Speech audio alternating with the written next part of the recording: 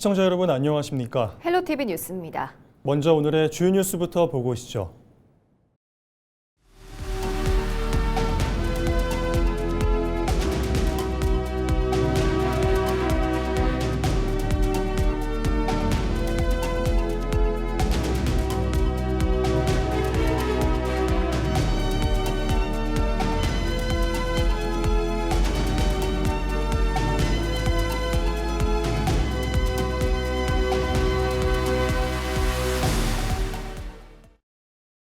이학수 정읍시장이 민선국이 취임 기자회견을 열고 앞으로 4년간의 시정 운영 방향을 밝혔습니다. 이 시장은 임기 내 1인당 150만 원의 민생지원금 지급과 신규 산업단지 조성을 통한 적극적 기업 유치를 핵심 과제로 제시했습니다. 김남호 기자가 보도합니다. 민선국이 출범을 알린 정읍시가 경제 활성화와 미래 신산업 육성을 위한 청사진을 펼쳐 보였습니다. 이학수 정읍시장은 일자리와 경제, 농업 보육 등 분야별 핵심 사업을 추진하겠다고 밝혔습니다. 지방선거 기간 공약했던 민생지원금 150만 원은 민선국이 임기 내에 지급하겠다고 덧붙였습니다.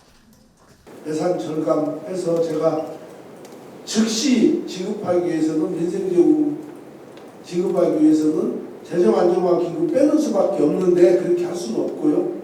민선국이 임기 내에 제가 150만 원 약속을 꼭 지키도록 하겠습니다. 이학수 시장은 정읍의 미래를 책임질 신성장 동력 확보에도 속도를 내겠다고 강조했습니다. 정읍시는 새만금 배후 태인 신규 산업단지를 조성하고 기존 첨단 과학 일반 산업단지 내 연구소 연계 기업을 확대해 기업 유치 기반을 넓히기로 했습니다.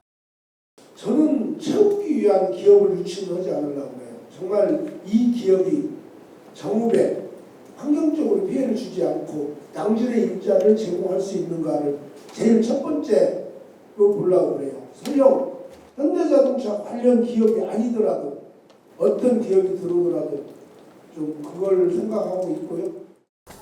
민생지원금 지급으로 서민 경제를 살리고 산단 조성과 기업 유치로 장기적인 미래 먹거리를 확보하겠다는 정읍시. 지난 4년간 다져온 기반 위에 시민들이 체감할 수 있는 열매를 맺겠다는 구상입니다. 헬로티비 뉴스 김나옵니다. 민선국이 출범과 함께 단체장들은 저마다 시민이 주인 되는 행정을 내세웠습니다. 줄곧 시민 주권 시대를 가치로 삼아온 양충모 남원시장도 같은 목소리를 냈는데요. 하지만 취임 첫날 이를 뒷받침할 뚜렷한 실행 계획이나 제도적 장치보다는 선언적 구상에 머물러 아쉬움을 남겼습니다. 정명기 기자의 보도입니다. 선거 때도 당선인 시절에도 출범식 당일까지 양충모 남원시장이 가장 강조한 말 중 하나는 시민 주권 시대였습니다. 선거 과정에서 저는 시민 여러분께 시민 주권 시대를 여는 경제시장, 일 잘하는 경제시장이 되겠다고 약속드렸습니다. 새로운 시정 비전도 시민과 함께하는 경제도시 남원으로 정했습니다. 시민이 시정의 주인이 되어 참여와 연대가 바탕이 될 때 지속 가능한 경제도시가 완성될 것이라고 밝혔습니다. 취임 첫날 기자들과 만난 자리에서 이를 실현할 구체적인 핵심 정책을 물었습니다. 양 시장은 시장직 속 민원 검증기구나 현안별 자문위원회 설치 구상을 내놓는 데 그쳤습니다. 1심이야 우리 현장에서 당연히 이루어질 거고 거기에 대해서 문제가 있거나 다시 또 문제 제기할 분들은 시장 직속으로 그 담당한 실을 만들어서 직소실이라고 할 수 있을지 모르겠는데 그걸 만들어서 2심제로 운영을 할 겁니다. 그럼 여러 가지 해남과 관련되는 부분에서 중요한 것은 자문위원회 같은 걸 좀 구성을 해서 운영을 할 겁니다. 하지만 이는 이미 운영 중인 시민소통 담당관 부서나 현장 시장실, 시민소통위원회와 같은 기존의 소통 창구와 크게 다르지 않아 차별성이 부족해 보입니다. 게다가 지역 시민사회단체가 제안했던 수기 민주주의 실현 조례나 주민자치 조례 개정과 시범 실시 같은 실질적인 제도화 요구안도 취임 청사진에서 빠졌습니다. 취임 첫날부터 도민 주권 시대를 위해 간부회의 생중계를 첫 결재로 택한 이원택 전북도지사. 읍면장실을 1층으로 옮기고 소통광장 개설 등을 공언한 한득수 임실군수와는 대비되는 모습입니다. 면장실을 1층으로 내려놓겠습니다. 우리 어르신들이 세금자 한번 보려면 위에 함께 계단을 오르내지 않도록 하겠다는 말씀도 올리겠습니다. 양 시장의 시민 주권 시대 약속이 앞으로 어떻게 구체화될지 주목됩니다. 헬로티비 뉴스 정명기입니다. 천호성 전북교육감이 2일 취임식을 갖고 전북교육의 새로운 시대를 열겠다고 밝혔습니다. 천호성 교육감은 이날 전주학생교육문화관에서 열린 취임식에서 학교와 지역 소멸의 위기, 교육에 대한 불신과 교육 공동체의 붕괴, 입시 위주의 교육 등 교육 현실이 가볍지 않다고 말했습니다. 천 교육감은 이어 어려운 상황이지만 교육이 희망이며 학교 교육의 대전환을 위해 다시 시작해야 한다고 강조했습니다. 천 교육감은 전북교육의 대전환을 위해 무너진 교육 공동체 신뢰 회복과 기초 학력 문제 해결, 개별 맞춤형 진학 진로 교육 등 8가지를 핵심 과제로 제시했습니다. 정성주 김제시장이 민선국이 첫 공식 일정을 환경미화원들과 함께 쓰레기 수거를 하면서 시작했습니다. 정성주 시장은 지난 1일 오전 6시 김제 시내에서 환경미화원들과 함께 쓰레기 수거 작업을 진행했습니다. 정 시장은 이후 김제문화예술회관에서 열린 취임식에서 지난 4년간 성과를 바탕으로 전북권 4대 도시로 웅비하는 김제를 만들겠다고 밝혔습니다. 정 시장은 골목 상권 활성화와 사람이 모이는 김제, 새만금 중심도시, 다시 찾는 문화관광도시를 주요 시정 방향으로 제시했습니다. 제10대 임실군 의회가 2일 개원식을 연 가운데 전반기 의장으로 더불어민주당 정의륜 의원이 만장일치로 선출됐습니다. 제6대 김명자 의장에 이어 역대 두 번째 여성 의장이 됐습니다. 정 의장은 당선 인사를 통해 국민이 체감할 수 있는 정책을 발굴하고 대안을 제시하는 의회가 되겠다고 말했습니다. 부의장에는 김종수 의원이, 운영행정위원장과 농업복지위원장에는 박선옥 라시얼 의원이 각각 뽑혔습니다. 임실군 의회는 앞으로 지역 경제를 살리고 주민복지를 높이는 데 힘을 쏟을 계획입니다. 전북특별자치도의회는 2일 본회의를 열고 13대 의회 전반기 상임위원장 5명을 선출했습니다. 기획행정위원장은 염영선, 농업복지환경위원장은 권유한, 경제산업건설위원장은 김동구 의원이 선출됐습니다. 문화안전소방위원장은 김성수, 교육위원장은 전용태 의원이 맡게 됐습니다. 이들 대부분은 재석 의원 44명의 만장일치로 당선됐습니다. 전북특별자치도는 응급의료 전용 헬기를 기존의 소형에서 중형으로 교체해 운항을 시작했습니다. 새 중형 닥터 헬기는 이탈리아 레오나르도사가 제작한 기종으로 소형보다 기내 공간이 넓어 다양한 의료 장비를 탑재할 수 있습니다. 또 환자를 기내 중앙에 놓고 의료진이 양옆에서 응급처치를 할 수 있습니다. 전북도 관계자는 안정적인 비행 성능에 따라 응급 환자 이송의 안전성과 신속성도 높아질 것이라고 밝혔습니다. 민선국이 이원택 전북특별자치도지사가 1일 취임식을 갖고 도민이 주인이 되는 도정을 약속했습니다. 전북도는 이날 도청 공연장에서 도민주권정부 이제 시작합니다를 주제로 취임식을 열었습니다.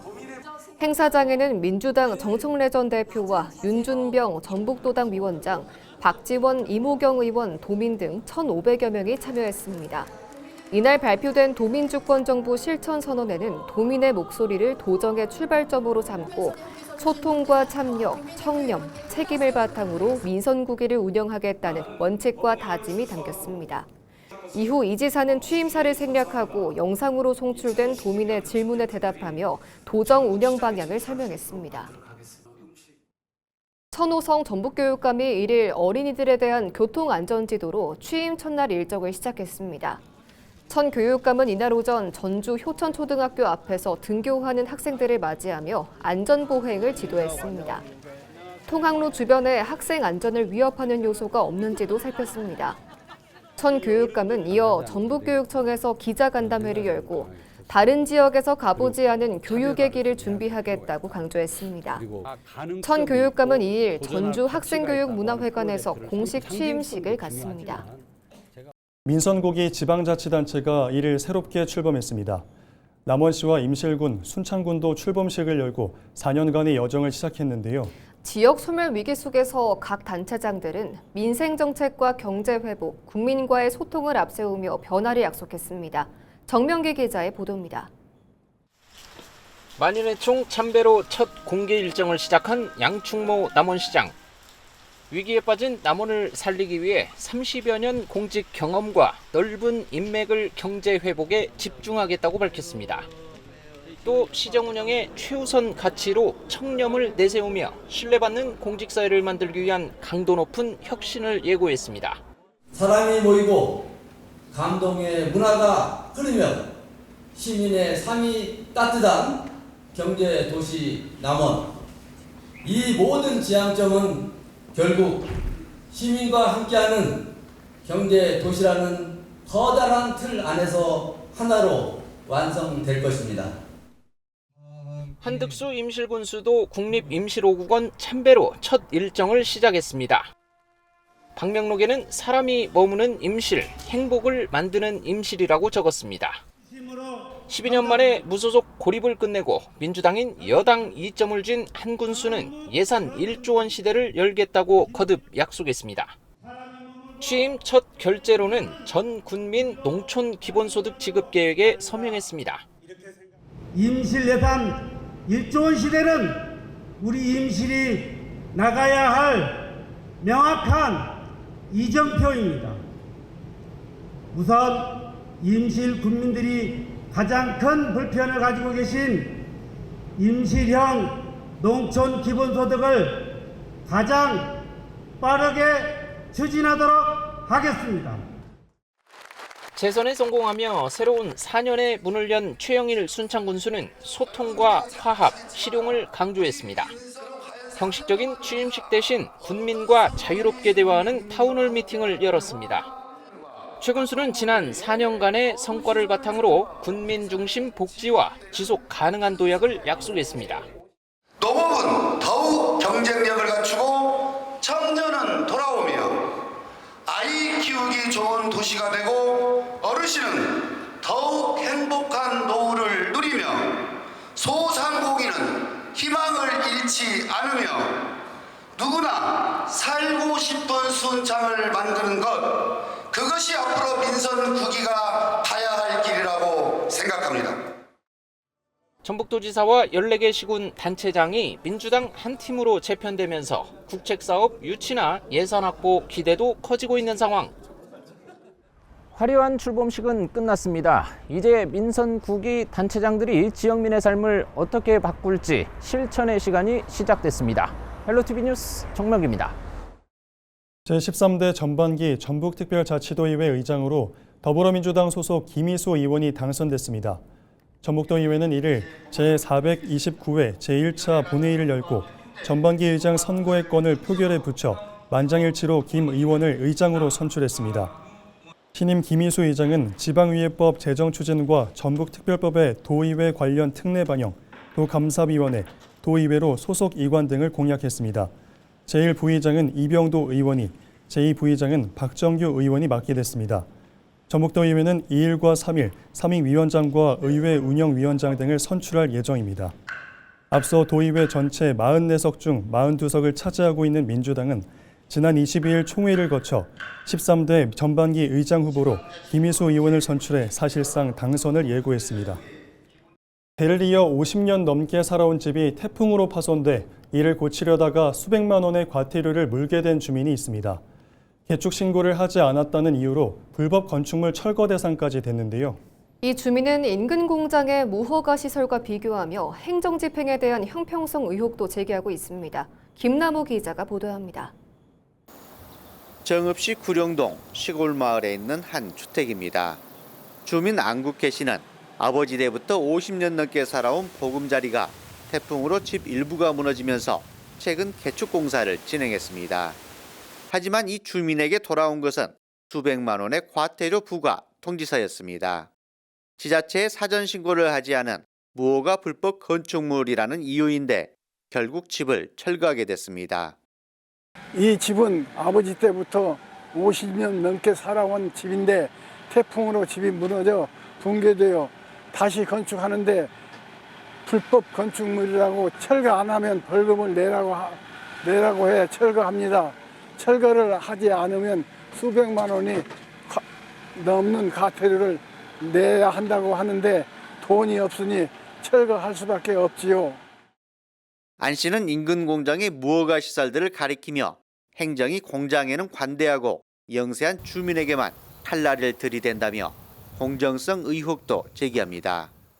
앞에 있는 공장도 무허가 시설인데 저것도 우리처럼 과태료를 부과하고 있는지 궁금합니다.